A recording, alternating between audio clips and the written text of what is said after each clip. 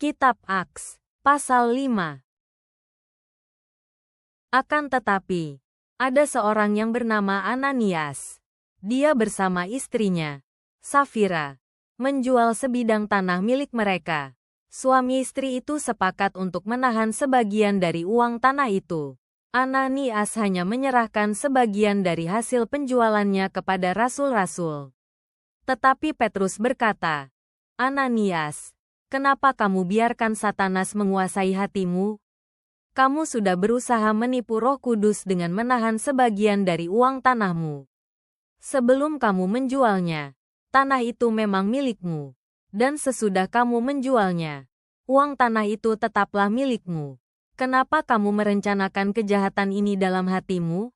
Kamu bukan hanya berusaha menipu kami, tetapi menipu Allah juga." Ketika Ananias mendengar perkataan Petrus itu, putuslah nafasnya lalu dia jatuh. Beberapa pemuda datang dan membungkus mayatnya dengan kain. Kemudian membawa mayat itu keluar kota untuk menguburkannya. Semua orang yang mendengar kejadian itu menjadi sangat takut. Kira-kira 3 jam kemudian, istri Ananias masuk. Dia tidak mengetahui apa yang sudah terjadi pada suaminya. Kemudian, sambil menunjukkan uang yang diserahkan Ananias tadi, Petrus berkata kepada Safira, "Katakanlah kepada saya, apa benar kamu sudah menjual tanah milikmu dengan harga sekian?" Jawab Safira, "Ya, memang sebesar itulah jumlahnya." Maka Petrus berkata kepadanya, "Kenapa kalian berdua sepakat untuk mencobai Roh Tuhan? Lihatlah, orang-orang yang sudah menguburkan mayat suamimu ada di depan pintu. Sebentar lagi mayatmu juga akan mereka angkat keluar." Saat itu juga putuslah nafas Safira dan dia jatuh di dekat kaki Petrus. Ketika pemuda-pemuda itu masuk, mereka mendapati dia sudah mati. Mereka mengangkut mayat Safira ke tempat yang sama dan menguburkan dia di samping suaminya. Seluruh jemaat dan semua orang yang mendengar kejadian itu menjadi sangat takut. Sesudah itu, makin bertambah banyaklah keajaiban yang dilakukan oleh para rasul di antara orang banyak. Pada waktu itu, semua orang percaya berkumpul secara teratur di teras rumah Allah yang bernama Serambi Salomo. Orang-orang lain yang belum percaya tidak berani bergabung dengan mereka, tetapi semua orang menghormati mereka. Jumlah orang yang percaya kepada Tuhan Yesus semakin bertambah, baik laki-laki maupun perempuan. Bahkan banyak yang membawa orang-orang sakit sampai ke jalan-jalan dan membaringkan mereka di atas tempat tidur maupun tikar. Mereka melakukan itu karena orang-orang sakit bisa sembuh hanya dengan terkena bayangan Petrus saat dia berjalan lewat. Dari kota-kota di sekitar Yerusalem juga banyak sekali yang datang membawa orang-orang yang sakit dan yang diganggu roh-roh jahat.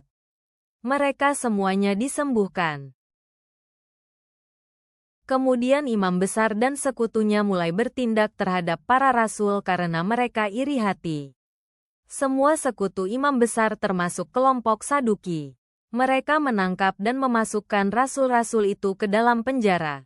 Tetapi malam harinya, malaikat datang membuka pintu-pintu penjara itu dan menuntun mereka keluar serta berkata, "Pergilah dan berdiri di salah satu teras rumah Allah dan beritakanlah kepada orang-orang di sana ajaran tentang hidup yang baru itu." Jadi, pagi-pagi benar, mereka masuk ke salah satu teras rumah Allah dan mulai mengajar orang banyak, seperti yang disuruh oleh malaikat tadi. Sementara itu, imam besar dan sekutunya datang lewat pintu teras yang lain.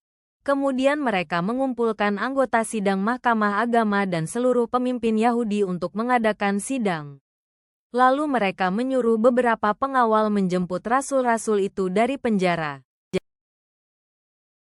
Namun, ketika para pengawal itu tiba di penjara, mereka tidak menemukan rasul-rasul itu di sana.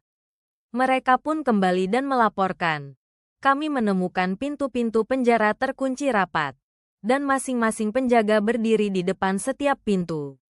Tetapi ketika kami membuka pintu-pintu itu, tidak ada orang lagi di dalamnya."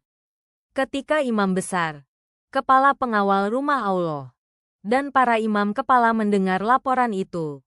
Mereka kebingungan dan cemas memikirkan kemungkinan yang akan terjadi. Tiba-tiba seseorang masuk dan berkata, "Hei, lihat, orang-orang yang kemarin kalian penjarakan sekarang sedang berdiri di teras rumah Allah dan mengajar orang banyak." Maka kepala pengawal rumah Allah bersama anak buahnya pergi dan membawa kembali rasul-rasul itu. Tetapi mereka tidak menggunakan kekerasan karena takut kepada orang banyak yang sedang mendengarkan pengajaran para rasul. Jangan sampai orang-orang itu marah lalu melempari mereka dengan batu. Mereka membawa rasul-rasul itu masuk untuk menghadap sidang mahkamah agama. Kemudian, imam besar mendakwa para rasul itu. Katanya, "Kami sudah melarang kalian dengan keras supaya tidak lagi mengajarkan tentang orang Nazaret itu. Tetapi kalian malah membawa ajaran kalian ke seluruh Yerusalem. Bahkan mau menyalahkan kami atas kematian orang itu." Akan tetapi, Petrus dan rasul-rasul yang lain menjawab, "Kami harus menaati Allah, bukan kalian. Kalian sudah membunuh Yesus dengan menggantung dia pada kayu salib. Tetapi Allah nenek moyang kita sudah menghidupkan dia kembali dari kematian. Allah menempatkan dia di tempat yang paling terhormat di surga, yaitu di sebelah kanannya.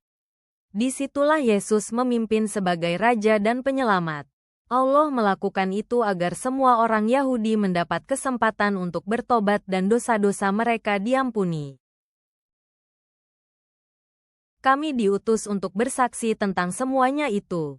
Dan Roh Kudus, yang sudah Allah berikan kepada kami semua yang menaati Dia, juga sedang bekerja untuk membuktikan bahwa kesaksian kami benar."